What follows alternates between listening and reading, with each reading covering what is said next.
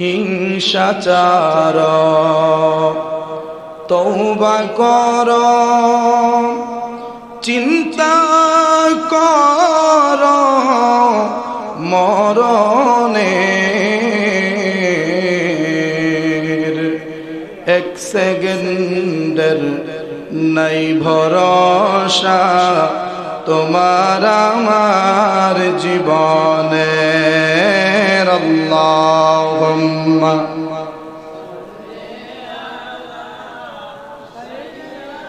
Funny দে মুহাম্মাদ ওয়া আলা আলি সাইয়্যিদিনা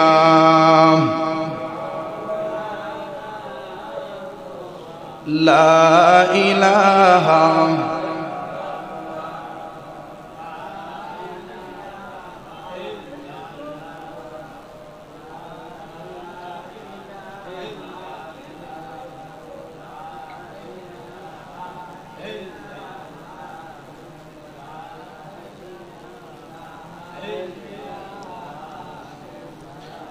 লা ইলাহা লা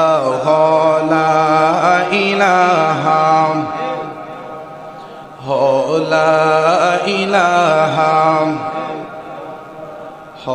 লা ইলাহা লা ইলাহা ইল্লাল্লাহ মুহাম্মাদুর রাসূলুল্লাহ সাল্লাল্লাহু আলাইহি ওয়াসাল্লাম। উপস্থিত সম্মানিত মুসল্লিয়ানে কেরাম, সকলের খেদমতে পুনরায় আলোচনার শুরুতেই শান্তিপূর্ণ সালাম, আসসালামু আলাইকুম ওয়া রাহমাতুল্লাহি ওয়া বারাকাতুহু। শুকরিয়া তান আমরা সকলের জবান খুলে মোহাব্বতের আওয়াজে পড়ি আলহামদুলিল্লাহ। আজ পবিত্র জিলকদ মাসের তৃতীয় জুমা। আজকে জুমার আলোচনার বিষয় হচ্ছে ফাদিলাতুত তাওবাতি ওয়াল ইস্তিগফার। তওবা ও ইস্তিগফারের ফজিলত সম্পর্কে আজকের আলোচনা। তওবা বা ইস্তিগফার এমন একটি বিষয় যেই তওবা আর ইস্তিগফারের বিনিময়ে আল্লাহ তাআলা বান্দাকে বান্দার 70 বছর 80 বছর জীবনের সমস্ত গুনাহগুলিকে আল্লাহ তাআলা শুধু তওবার ইস্তিগফারের বিনিময়ে কোটি কোটি গুনাহ এক সেকেন্ডের ভিতরে মাফ করে দেন। যেই পরিমাণ গুনাহ তার আমলনামায় বান্দা তওবা করার পরে ওই পরিমাণ নেক বান্দার আমলনামায় দিয়ে দেওয়া হয়, এর নাম হচ্ছে তওবা। আরো যদি সহজ ভাষায় বলতে যায়, একটা জিনিসকে আরেকটা জিনিস দিয়ে ঢেকে ফেললে যেমন নিচের জিনিসটা দেখা যায় না, যেমন আমাদের সবার শরীর, গায়ে পাঞ্জাবি লাগানোর কারণে আমাদের ভেতরের শরীরটা দেখা যাচ্ছে না। এই কাপড়ের আবরণ থাকার কারণে আমাদের দেহটা আবরণের ভিতরে রয়েছে। তো বান্দা গুনাহ করতে করতে করতে করতে যদি বান্দা গুনার প্রতি ক্লান্ত হয়ে যায়, ওই সময় যদি বান্দা তওবা নামক কাপড়, তওবা নামক বস্তু তার গায়ে লাগায়, তাহলে তার সারা জীবনের গুনাহগুলি তওবা এবং ইস্তিগফারের চাদরে ঢাকা পড়ে যাবে, সমস্ত গুনাহ আল্লাহ মাফ করে দেবেন। এমনকি এই তওবার বিনিময়ে বান্দার দারাজাত, বান্দার মাকাম, বান্দার মর্যাদা আল্লাহ তাআলা অনেক গুণে বাড়ায় দিবেন। এই জন্য একজন কবি কাজী নজরুল ইসলাম সম্ভবত উনি বলেছেন যে তোমরা পাপকে ঘৃণা করো কিন্তু পাপীকে নয়। কাকে ঘৃণা করো? পাপ, গুনাহকে ঘৃণা করো, কিন্তু যে গুনাহ করছে তারে ঘৃণা করো না। কেন? কারণ পাপ যেটা পাপ ওইটা পাপী, ওইটাকে পরিবর্তন করার কোনো সুযোগ নাই। মিথ্যা বলা কবিরা গুনাহ, এটা পাপ। হারাম খাওয়া পাপ, চুগলখড়ি করা পাপ, হিংসা করা পাপ, অহংকার করা পাপ। তারপরে এইরকম শরীয়ত বহির্ভূত যত কাজ আছে নেশা জাতীয় দ্রব্য সহ, দুর্নীতি সহ সবগুলা হচ্ছে পাপ। ওই পাপকে তুমি ঘৃণা করো। এই পাপটা যে করছে তারে ঘৃণা করো না। কেন? কারণ যে পাপটা করছে সে করতে কদ্দুর আর তওবা করতে কদ্দুর। সুবহানাল্লাহ কইতেন না? কারণ আজকে সে পাপী বইলা তাকে তুমি ঘৃণা করবা, 2 দিন পরে দেখবা ওই বান্দা তওবা করে তোমার চাইতে দামি মানুষ হয়ে গেছে। তুমি পাপ ছাড়তে পারো নাই ঠিকই, কিন্তু ওই বান্দা পাপ ছেড়ে দিছে। এক সময় যে পাপ ছাড়া তার সময় যাইত না। এই জন্য বলা হয়েছে পাপকে ঘৃণা করো, পাপীকে নয়। তো আমরা পাপকে ঘৃণা করব। যত গুনাহ আছে, যত অন্যায় আছে, যত জুলুম আছে, এগুলাকে আমরা ঘৃণা করব। যে জুলুম করছে, যে গুনাহ করছে, যে অন্যায় করছে, আমরা তাকে ঘৃণা করব না, বরং তাকে আমরা তওবার প্রতি উৎসাহ দেব। যে কি করো, গুনাহ করছো, সমস্যা নাই, তওবা করে নাও, আল্লাহ মাফ করে দিব। আমরা এই উৎসাহটা তারে দিতে পারি। আর যদি এটা মনে করি যে হ্যাঁ গুনাহগার, এর না আছে নামাজ, না আছে রোজা, না আছে হালাল হারাম, না আছে এর মধ্যে কোনো নেক আমল, এর মধ্যে গুনার অভাব নাই, এর দ্বারা কাছে কেউ যাইস না, এতে দূরে থাক, এর ঘৃণা কর, মন থেকে এর ভালোবাসিস না, এইরকম কথাগুলি যে আপনি বলবেন, এমনও হতে পারে ওই বান্দার চাইতে আপনি বড় গুনাহগার। কথা ঠিক কিনা? কারণ গুনাহ আমাদের দ্বারা কম বেশি প্রতিদিন কম বেশি 1টা 2টা 5টা 10টা 100টা 1000টা গুনাহ পর্যন্ত প্রতিদিন হইতেছে। যদি 1 মাসের গুনাহ হিসাব করে রাখতে পারেন, আচ্ছা 1 মাস বাদ দেন, এটা অনেক লম্বা হিসাব, 1 সপ্তাহের ভিতরে 7 দিনে আপনি কতটা গুনাহ করছেন যদি লিখে রাখতে পারেন, কতটা নেক করছেন যদি লিখে রাখতে পারেন, ডায়েরি 10টা লাগবে। কথা ঠিক কিনা? কারণ আমরা যখন একটা কাজ করে ফেলি, করার পর সেটা আমরা ভুলে যাই। মানে যে কোনো কাজ হয়ে গেছে তো ভুলে গেছি। যেমন আমরা কিভাবে ভুলে যাই দেখেন, এর একটা এক্সাম্পল আপনাদেরকে দেই।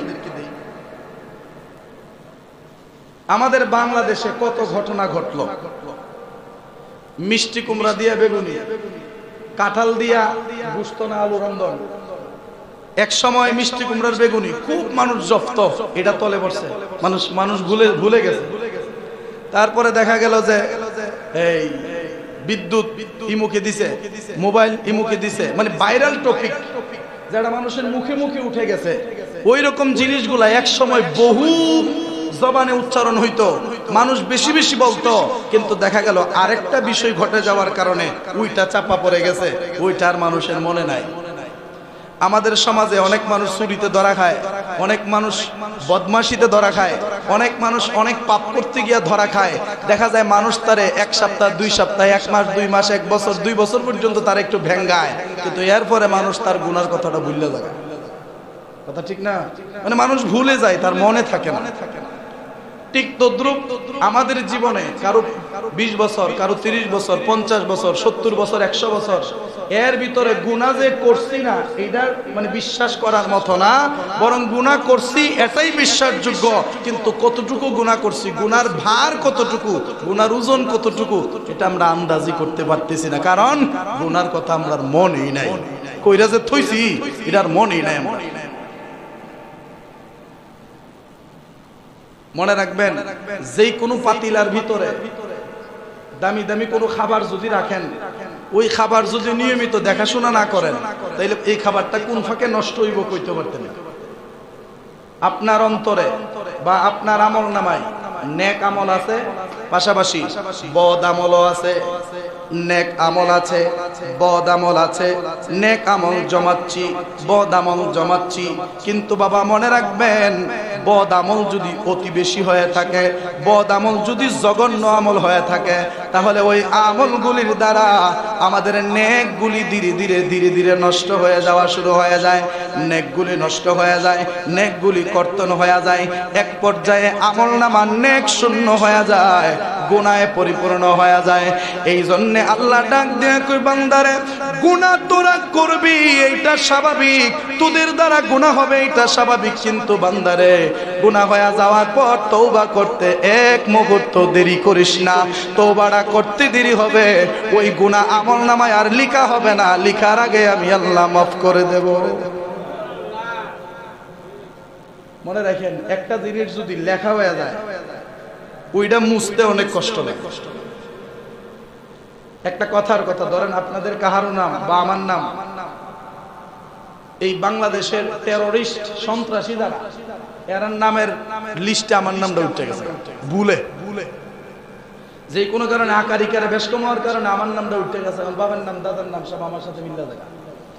যদিও আমি এগুলার সাথে জড়িত না, আমার নামটা ভুলে উঠে গেছে। এখন ওই নামটা কাটতে গেলে আপনার কদ্দুর কষ্ট করুন। এটা কিন্তু আপনি উঠান নাই, ভুলে উঠছে। ভুলটার সংশোধন করতে গিয়ে বহু সময় লাগবে। সাধারণ একটা এনআইডি কার্ড, একটা আইডি কার্ডে যদি নাম একটু এদিক সেদিক হয়, এটা সংশোধন করতে গিয়ে কত কষ্ট, কত পেরেশানি। তো এটার থেকে একটু আন্দাজ করেন না, গুনাহ যদি আমল নামায় লিখে যায়, গুনাহ যদি আমল নামায় উঠে যায়, ওই আমল নামা থেকে গুনাহ কর্তন করতে গেলে আপনাকে কতটা পেরেশানি করতে হবে। কিন্তু এই চিন্তা আমাদের নাই। সবাই আমরা ধর্মপ্রাণ, কিন্তু ধর্মের প্রতি কাহারই কোনো মনের টান নাই। বাবারা আমার আল্লাহ তাআলা ডাক দিয়া বলেন, ও আমার বান্দারা, গুনাহ করো, গুনাহ তোমাদের দ্বারা হবে স্বাভাবিক, কিন্তু বান্দারে ওই গুনাহ যত পারো না কইরা থাকো, সারা দিনের ভিতরে 24 ঘন্টার ভিতরে তুমি অন্তত শুধুমাত্র একটা নেক করো, কিন্তু একটা গুনাহও কইরো না। সারা দিনের ভিতরে 1000 নেকির দরকার নাই, 1 লাখ নেকির দরকার নাই, সারা দিনের ভিতরে শুধু একটা মাত্র নেক করো। তবে শর্ত হলো একটাও যেন গুনাহ না হয়, তাহলে দেখবা এই আমলে তুমি বেহেশতে যাবে। দিনের ভিতরে যদি 500 নেক করেন আর 400 গুনাহ করেন, তাহলে নেকি আর গুনাহে তো সমান হন। তাহলে ওই নেকে আল্লাহর দরবার থেকে ক্ষমা পাওয়াটা বড় কষ্টের বিষয় হয়ে যাবে। আসেন আমার আল্লাহ তাআলা বলেন, ইয়া আইয়ুহাল্লাযীনা আমানু তুবু ইলাল্লাহি তাওবাতান নাসুহা আসা রাব্বুকুম আইয়ুকাফিরা আনকুম সাইয়্যাতিকুম ওয়া ইউদখিলাকুম জান্নাতিন তাজরি মিন তাহতিহাল আনহার ইয়াওমা লা ইউখজিল্লাহুন নাবিয়্যা ওয়াল্লাযীনা আমানু মাআহু। আমার আল্লাহ তাআলা ডাক দিয়া বলেন, ইয়া আইয়ুহাল্লাযীনা আমানু, ও আমার ঈমানদার বান্দারা, তুবু, তোমরা ফিরে আসো, ইলাল্লাহ, আল্লাহর দিকে, তোমরা তুবু, ফিরে আসো, ইলাল্লাহ, আল্লাহর দিকে, তাওবাতান নাসুহা, নিষ্ঠাপূর্ণ ভাবে তওবা করে। ওই বান্দাররা, তোমরা একনিষ্ঠতার সাথে, একাগ্রতার সাথে, ইখলাসের সাথে তোমরা তওবা করে আমি আল্লাহর দিকে ফিরে আসো। আল্লাহর বান্দা আল্লাহরে ডাহে, হে বান্দা, তারা তো আমার বান্দা, এদিক সেদিক যাইস না, আমার দিকেই ফিরে আয়। কারণ আমরা মানুষ মরলে কি কয়, ইন্না লিল্লাহি ওয়া ইন্না ইলাইহি রাজিউন। এটার অর্থ কি? ইন্না লিল্লাহি, নিশ্চয় এটা আল্লাহর জন্য, মানে আমাদের জান এটা কার জন্য? আল্লাহর জন্য। নিশ্চয় এটা আল্লাহর, নিশ্চয় আমার মালিক আল্লাহ। ওয়া ইন্না ইলাইহি রাজিউন, আর নিশ্চয় তার দিকেই আমাদেরকে ফিরে যেতে হবে, তার দিকেই আমাদেরকে ফিরে যেতে হবে। আমরা আল্লাহর দিকে ফিরে যেতে হবে। মারা যাওয়ার পরে আমরা এটা মনে, এর আগে আমরা মনে না যে আমরা আল্লাহর দিকেই ফিরুন লাগবে। যদি মন হইতো তাহলে আল্লাহ থেকে যে আমরা দূরে সরছি, শয়তানের দিকে যে আগাচ্ছি, ওই পথটা খাটু করে আমার আল্লাহর দিকে তো আগানোর দরকার ছিল। কথা ঠিক কিনা? এটা মন হয় মরার পরে। যে পারে ও কইনা ইল্লাহ, যে পারে না ও কইনা ইল্লাহ ওয়া ইন্না ইলাইহি রাজিউন। ফারুকান না পড়ো, ইন্না লিল্লাহ পড়ে, কারণ সেও জানে যত কিছুই করি না কেন ফিরতে হবে কার দিকে? আল্লাহর দিকে। সাধারণ এক্সাম্পল, এটা আমরা অনেক সময় শুনে থাকি, যখন ঘুড়ি আকাশে উড়ায়, ওই ঘুড়ি আকাশে উড়ে, ঘুড়ির রশির মাথাটা মালিকের হাতে থাকে। মালিক সুতা ছাড়লে ঘুড়ি উপরে উঠে, মালিক সুতাকে ধরে ফেললে ঘুড়ি দাঁড়িয়ে থাকে। তো ঘুড়ি আকাশে উঠে কি কয় জানেন? এই ঘুড়িটা আকাশে ওইটা দেখবেন মাথাটা এইভাবে নাড়ায়, মাথাটা নাড়ায়া নাড়ায়া বলে, মালিক আমার, আপনি আমার মালিক হইছেন তো কি হইছে? আপনার থেকে আমি অনেক উপরে উঠে গেছি, আপনার থেকে অনেক দূরে আমি চলে আসছি। আমারে যত কিছুই আপনি করেন না কেন, উপরে যে উঠছি আর নিচে নামবো না। ও মালিক, আর আপনার কাছে ফিরে যাব না। মালিক মুস্কি মুস্কি হাসে আর ডাক দিয়া কয়, তোরে তো আমি বানাইছি, তোর কারিগর আমি, তোর সৃষ্টিকর্তা আমি, আমি তোরে বানাইছি, আমি তোরে সুন্দর করে নাক মুখ দিয়া বানাইয়া আকাশে উড়াইছি, রশিটা আমি লাগাইছি, রশির মাথাটা আমি মালিকের হাতে রেখেছি। তুই যতই উপর উঠস না কেন, যতই তুই না করস না কেন, উপরে উইটা যতই তুই না করস, আমার কাছে আসবি না। রশি ধরে যখন টান দেব, বাধ্য না থাকলেও আমি মালিকের কাছেই ফিরে আসতে হবে। আল্লাহ কয়, গুড়ির কারিগর তুমি, এই গুড়টি তুমি বানাইছো, এই জন্য তুমি টান দিলে গুড়টি আয় পড়বো। তো তোমাদেরকে তো আমি আল্লাহ বানাইছি, তোমাদেরকে তো আমি আল্লাহ সৃষ্টি করছি, তোমাদেরকে ঘুড়ি বানায়া দুনিয়াতে পাঠাইছি। তোমাদের ঘুড়ির সেই নাটাই বা সুতার যে মাথা, এটা আমি মালিক, আমি আল্লাহর হাতে। যেই দিন টান দিমু, এই দিন যেই অবস্থায় থাকো না কেন, সিরাপাড়া গুনাহগার নেককার যেই অবস্থায় তুমি থাকো না কেন, আমার কাছেই তোমাকে ফিরে আসতে হবে। কথা ঠিক কিনা? একটু দূরে সরে পড়েন, আল্লাহুম্মা সাল্লি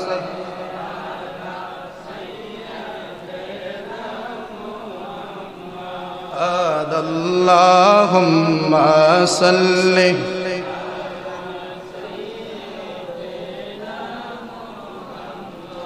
আদনা বিয়ানা লানা মুহাম্মাদ আল্লাহুম্মা সাল্লি।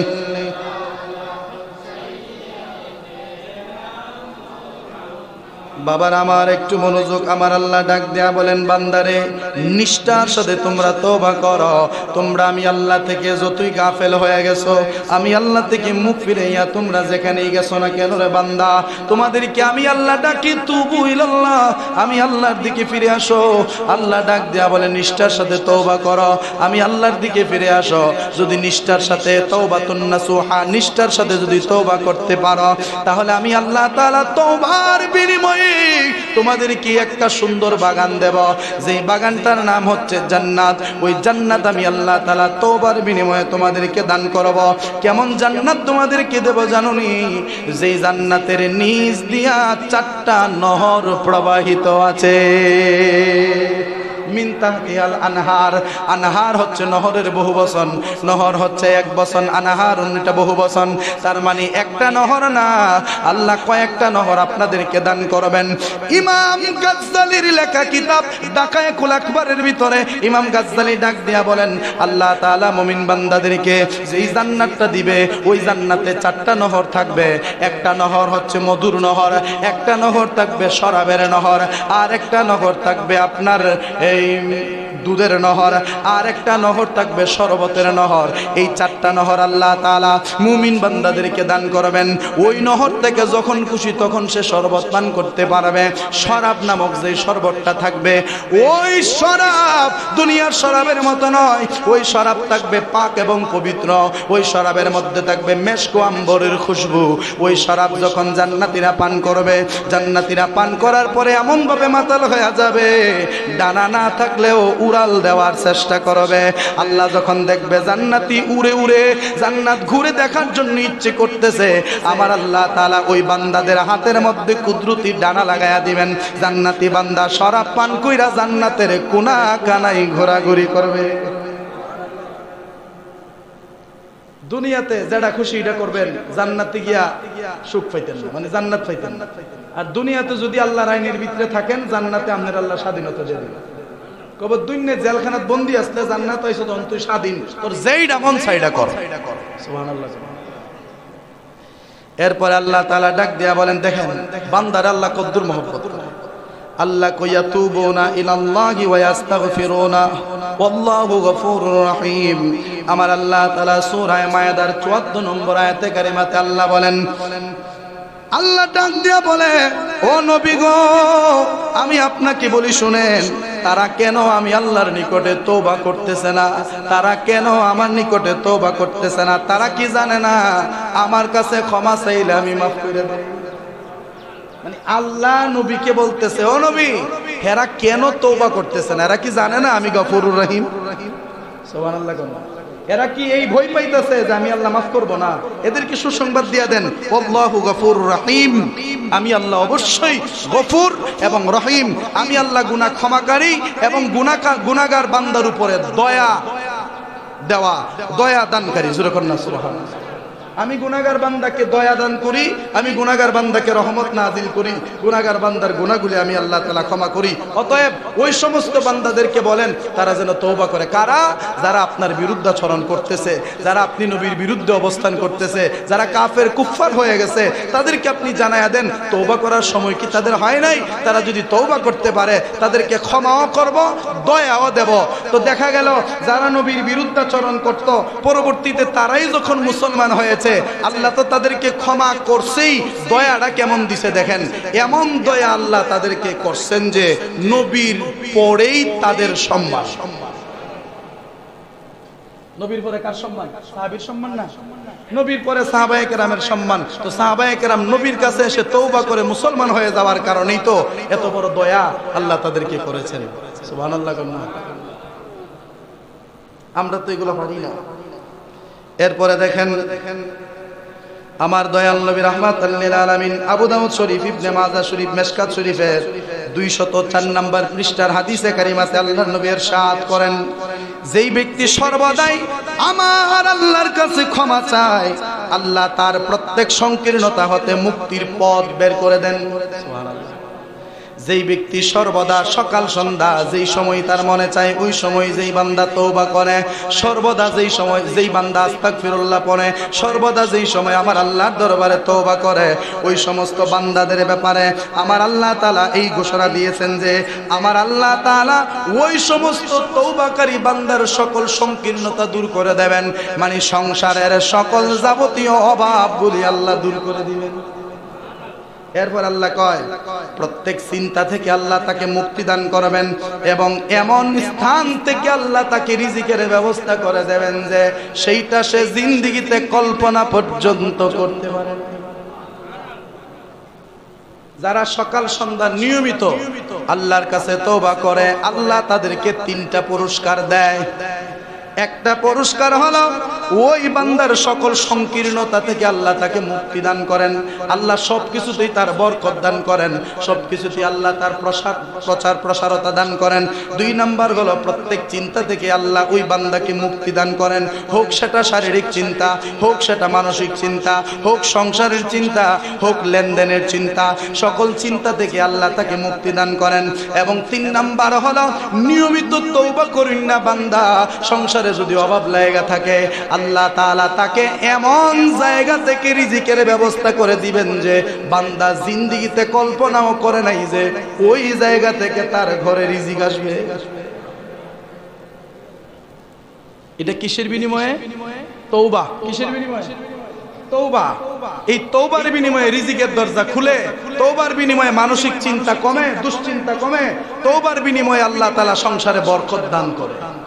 এবার আপনি নিজে বিবেচনা করেন আপনার সংসারে অভাব লেগে আছে কিনা, আপনি বিবেচনা করেন আপনার মানসিক কঠিন কোনো টেনশন চিন্তা ভাবনা আছে কিনা, আপনি বিবেচনা করেন আপনার সংসারে বরকত আসলে আছে কিনা। যদি এইগুলা দেখেন ঠিকঠাক নাই, তাইলে আপনার উচিত হলো বেশি বেশি আমার আল্লাহর কাছে তওবা করা। কি করা? তওবা করলেই রিজিকের দরজা খুলবে। সুবহানাল্লাহ। কারণ গুনার কারণে বান্দার রিজিকের দরজায় তালা লেগে যায়, অধিক পরিমাণে গুনার কারণে বান্দার রিজিকের মধ্যে যে বরকত এটা কমে যায়। এই জন্য তওবা করার জরুরত অনেক বেশি। এবার আসেন আমার নবী ডাক দিয়া বলেন, এই হাদিসটা আমি কত কিছুদিন আগে কোথায় যেন বলছিলাম, অনেক চমৎকার একটা হাদিস। দেখেন আল্লাহর নবী ইরশাদ করেন বুখারী শরীফের 2য় খণ্ডের 933 নম্বর পৃষ্ঠার 6063 নম্বর হাদিসে কারিমাতে নবী ইরশাদ করেন, যখন কোন গুনাহগার বান্দা গুনাহ থেকে আমার আল্লাহর দরবারে তওবা করে, তখন ওই বান্দার প্রতি আল্লাহ কতটুকুন খুশি হয় জানোনি?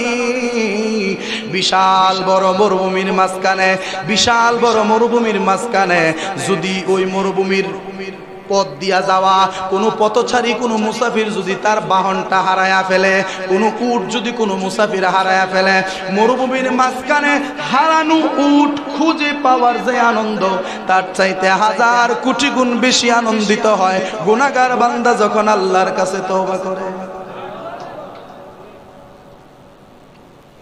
বিষয়টা আরেকটু খোলাসা করি। আরব দেশ মরুভূমির দেশ, মধ্যপ্রাচ্যের যত দেশ আছে, পৃথিবীর মাঝ বর্ডারে যে দেশগুলি আছে এগুলাতে বেশিরভাগ মরুভূমি। তো এই মরুভূমির দেশগুলাতে একমাত্র মরুভূমিতে চলার বাহনের নাম হচ্ছে উট। বাহনের নাম কি? উট।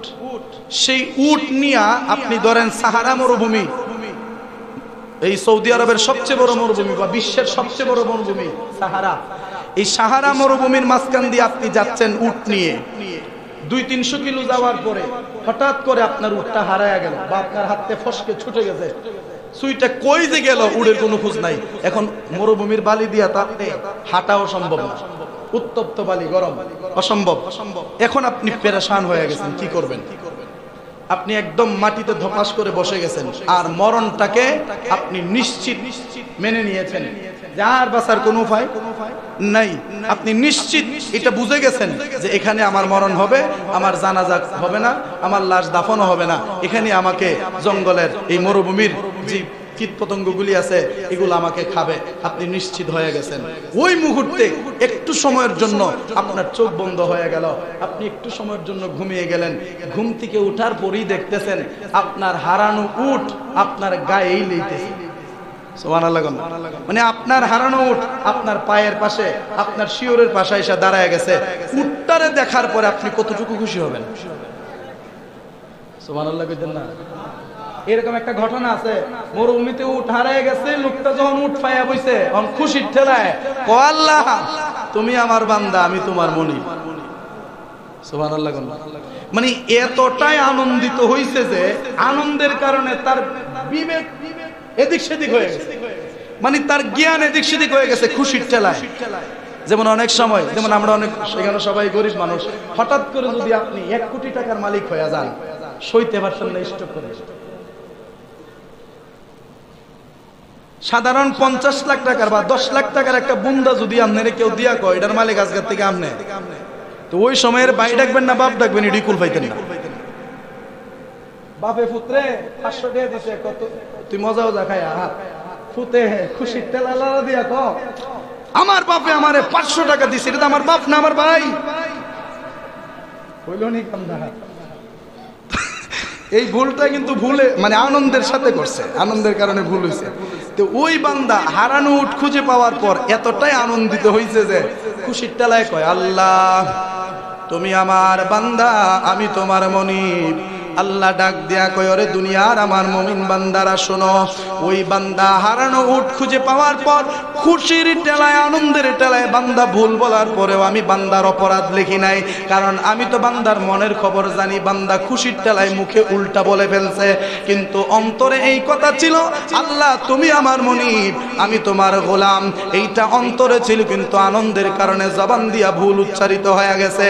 আল্লাহ ডাক দেয়া কয় মরুভূমির মাঝখানে হারিয়ে যাওয়া উট খুঁজে পাওয়ার পর মালিক যতটুকু আনন্দিত হয়, আমার কোন বান্দা যখন গুনাহ থেকে তওবা করে ওই বান্দার প্রতি আমি আল্লাহ তার চাইতে বেশি খুশি হয়। আল্লাহর মায়া ফাইলেন না সংসার বরকত হইতো, আল্লাহর দয়া ফাইলেন না আপনি প্রত্যেকটা কাজে সফল হইতেন। এই জন্য বাবা আল্লাহর দয়া পাওয়াটা সবচেয়ে বড় জিনিস। আম ভাবে, আম বলতে মানে পাইকারি, পাইকারি ভাবে সবাইকে আল্লাহ রহমত দিতেছে, পাইকারি ভাবে সবাইকে আল্লাহ দিতেছে। আপনিও রহমত পাইতেছেন, আমিও পাইতেছি, হিন্দুও পাইতেছে, বুদ্ধও পাইতেছে, মুসলমানের ক্ষতি যারা করতেছে এরাও রহমত পাইতেছে, মুসলমানের পক্ষে যারা কাজ করতেছে তারাও রহমত পাইতেছে। এক কথায় দুশ্মন বন্ধু, আল্লাহর বান্দা আল্লাহর দুশ্মন সবাইকে আল্লাহ পাইকারি ভাবে রহমত দিয়া রাখছে। ওই পাইকারি থেকে খাস ভাবে আলাদা ভাবে যদি কোনো বান্দা নিজের উপরে রহমত নাজিল করাতে চায়, ওই বান্দা যেন বেশি বেশি তওবা করে। সুবহানাল্লাহ। যখন তওবা করবেন তখন অন্য বান্দার থেকে আপনি আলাদা হয়ে যাবেন আল্লাহর দরবারে মর্যাদার দিক দিয়ে আপনি একটু আলাদা হয়ে যাবেন। তখন আমার আল্লাহ আপনাকে অতি রহমতের নজরে দেখবেন। সুবহানাল্লাহ। বাবারা আমার, এরপরে দেখেন আমার আল্লাহ তাআলা ডাক দিয়া বলেন, কুল ইয়া ইবাদিয়াল্লাযীনা আসরাফু আলা আনফুসিহিম লা তাকনাতু মির রাহমাতিল্লাহ ইন্নাল্লাহা ইয়াগফিরুয যুনুবা জামিআ ইন্নাহু হুয়াল গফুরুর রহিম। 24 পারা সূরা জুমারের ভিতরে আল্লাহ তাআলা ডাক দিয়া বলেন, নবী গো আপনি জগতের মানুষদের কি জানায়া দেন, তোমরা যারা নিজেদের নফসের উপরে জুলুম করেছো, গুনাহ করেছো, লা তাকনাতু মির রাহমাতিল্লাহ, তোমরা আল্লাহর রহমত থেকে নিরাশ হইও না। ওয়া ইয়াগফির লাকুম যুনুবাকুম বা ইন্নাল্লাহা ইয়াগফিরুয যুনুবা জামিআ, নিশ্চয়ই আমার আল্লাহ তাআলা তোমাদের জিন্দেগীর সমস্ত গুনাহগুলি maaf করে দেবেন। আল্লাহু গফুরুর রহিম, আর আমার আল্লাহ তাআলা পরম করুণাময় এবং গুনাহ ক্ষমাকারী। আল্লাহ নিজে শিখিয়ে দিয়েছে, নবী গো আপনি জানায়া দেন, যদি কোনো বান্দা নিজের নফসের উপরে জুলুম করে, নিজে যদি গুনাহ করে, তাকে আপনি জানায়া দেন লা তাকনাতু, সে যেন নিরাশ না হয়। লা তাকনাতু, সে যেন নিরাশ না হয় মির রাহমাতিল্লাহ, আমি আল্লাহর রহমত থেকে। তার মানে গুনাহ আপনি যতই করছেন, অন্যায় আপনি যতই করছেন, অপরাধ আপনি যতই করছেন না কেন, আল্লাহর রহমত থেকে নিরাশ না হইয়া ক্ষমার আশায় যদি বৈশা থাকতে পারেন, একদিন না একদিন আমার আল্লাহ গায়েব থেকে ইলহামের মাধ্যমে আপনাকে জানায়া দেবেন, আপনি নিজের কানে শুনতে পারবেন আল্লাহ বলতেছে, বান্দারে আর ক্ষমা চাওয়া লাগবে না, আমি আল্লাহ তোরে মাফ করে দিয়েছি। এটা আপনি তখন শুনতে পারবেন। আল্লাহ তাআলা যে গুনাহগাররে ক্ষমা করে, এটা নজির কি জগতে নাই? ফুজাইল ডাহাইতের ওয়াজ তো জানেন, এত বড় ডাহাইত, এত খুনাখুনি করার পরেও শেষ পর্যন্ত সে আল্লাহর ওলি হইছে তওবার বিনিময়ে। নিজামউদ্দিন ডাহাইতের ঘটনা তো সবাই জানে। খুন কয়টা করছে? সর্বমোট কয়টা? 101টা। 100 খুন নিজামউদ্দিনে করছে, চুরিও করছে, ডাকাতিও করছে, 100 খুনও করছে। মানে ভাড়াইতে খুনি আর কি, কেউ টেহা দিলে মারি লিতে, মানুষের কোনো দাম ছিল না। তো বর্তমানে আমাদের দেশে নিজামউদ্দিন ডাহাইতের মতো কিছু ডাহাইত আছে না? আছে কিনা কর না? ওমা এরার দ্বারে কুত্তা বিলের দাম আছে, কিন্তু মানুষের দাম নাই। ফাইকারি গুলি করে মানুষ মারে, কথা ঠিক কিনা কর না? আর এই দেশটা এমন এক পর্যায়ে গিয়ে দাঁড়াইছে, নেই বিচার চাইলে আপনি যাবেন জেলে, নেই বিচার চাইলে আপনি যাবেন জেলে। আর 3 কি 13, 19 কি 20 হইলে জনগণ সব ময়দান মাড়ো। এটা কি দেশের ভালো লক্ষণ না খারাপ লক্ষণ? আর অতি খারাপ লক্ষণ। আর শান্তিতে বসবাস করতে পারবেন না। যে আওলা দেশে লাগছে, এই আওলার মীমাংসাও হবে না, দেশে শান্তিও আসবে। আমি বলতে চাইছিলাম, সেই নিজামউদ্দিন ডাকাত 100 খুন করলো, 100 খুন করে শেষ পর্যন্ত তার মনের মধ্যে এরকম একটা বিষয় উদয় হলো, ওই যে গুনাহ করতে করতে এক পর্যায়ে কিন্তু গুনার প্রতি একটা শরম আয়া পড়ে, একটা লজ্জা আয়া পড়ে। খারাপ ভাবে নিয়েন না। এখন একটা মানে অন্যরকম একটা কথা আপনাদেরকে শোনাই, শুনতে খারাপ লাগবে কিন্তু একটু বোঝার চেষ্টা করবেন। যেই নারী পতিতালয়ে নিজের দেহ দেখায় অভ্যাস, ওই নারী এক পর্যায়ে দেখবেন একটা সময় আসবে সে নিজে থেকে দেহ দেহানি আর ভালো লাগবে না, মানে তৃপ্তি আইসা পড়বে তার মধ্যে, আর ভালো লাগবে না তার। তখন সে নিজে থেকে বুরকা পড়বে, যার দেখাবার দরকার নেই, যথেষ্ট দেখাইছে। ওই জন্য একজনে লেখছে এইভাবে, পাপ করিতে করিতে ক্লান্ত আমি, পাপের সাগরে ডুবে আছি, আধার থেকে আলোর পথে রেখো সদা সরল পথে, যদি এ মিনতি কবুল না করো, বলো কার কাছে হাত পাতিব, আমার জীবন আমার মরণ প্রভু গো সবই তোমারই জন্য, প্রভু গো সবই তোমারই জন্য। জীবন মরণ কার জন্য? আল্লাহর জন্য। ওই শায়েরে বলতেছে, পাপ করতে করতে ক্লান্ত আমি, পাপের সাগরে ডুবে গেছি। এখন উদ্ধার করা, তরাইবার, আমাকে ক্ষমা করবার, আমাকে এই ঘোর তুফান থেকে বাঁচানোর একমাত্র একজনই আছেন, আমার আল্লাহ। এছাড়া আমার আর কেউ। ওই নিজামুদ্দিন আউলিয়া যখন বুঝলেন, আউলিয়া তো পরে হইছে, আগে তো দেখাইতেছে, সে বলতেছে কি, যার ভাল লাগে না, খুনাখুনি মানুষ মারণ কি তার ভাল লাগে না, আমার তওবা করার দরকার। গেল একজন হুজুরের দ্বারে, যে হুজুর আমারে মাফ করে দেন। আমি মাফ করার কেডা? আল্লাহরে কোন নাম নিলে তো আল্লাহ দাম দেয়। তো ওই বুজুর্গ আমার আল্লাহর দরবারে মুরাকাবায় বসলেন। আল্লাহ বলছে নিজামুদ্দিন রে কত তওবা করতে, কইরা গিয়া একটা গাছ দেখাই দিলেন, মরা গাছ, যে প্র্যাকটিক্যাল যদি বুঝতো স্যারে মাফ করছি কিনা, গাছের গোড়ায় বসে আমার নামে তসবিহ জপ্ত কম, যেই দিন মরা গাছে ফুলটা ফুটে উঠবো সেই দিন সে বুঝবো যে তার আমি মাফ করে দিছি। সুবহানাল্লাহ। তিনি তওবা করলেন, আল্লাহর কাছে ক্ষমা চাইলেন, সমস্ত গুনার প্রতি লজ্জিত হইলেন। তওবার মূল মন্ত্র গুনার প্রতি শরম পাওয়া, গুনার প্রতি, এটা বালাকেরা মাথায় ঢুকায় রাখেন। এছাড়া জিন্দেগিতে তওবা কবুল হবে না। যতক্ষণ পর্যন্ত গুনার প্রতি আপনি লজ্জিত না হবেন, অপমানিত না হবেন, শরম পাইলে মাথা উঠায় না নোয়ায়, জোরে কর না, মানুষ লজ্জা পাইলে মাথা উঠায় না নোয়ায়। নোয়ানির অর্থ কি? আমি লজ্জা পাইছি, আমি লজ্জিত, আমারে মাফ করেন। কথা ঠিক কিনা?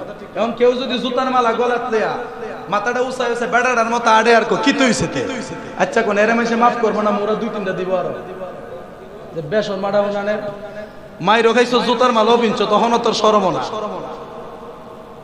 তো গুনার প্রতি যদি আপনি শর্মিন্দা না হন, তাহলে ক্ষমার আশা করলে সাইরানারও ফায়দা হবে না। অতএব যেই গুনাহ থেকে আপনি তওবা করবেন, সবার আগে ওই গুনার প্রতি শরম পাইবেন, ভাই মাথাটা নুয়ায়া আল্লাহর দরবারে সেজদাটা দিয়া করবেন, আল্লাহ শরম পাই লইছি, আর করতাম না, তখন আল্লাহ মাফ করবেন। নিজামুদ্দিন আউলিয়া তিনি সিদ্ধান্ত নিলেন যে দেখি আমার আল্লাহ তাআলা কিভাবে পাপী বান্দাকে ক্ষমা করেন।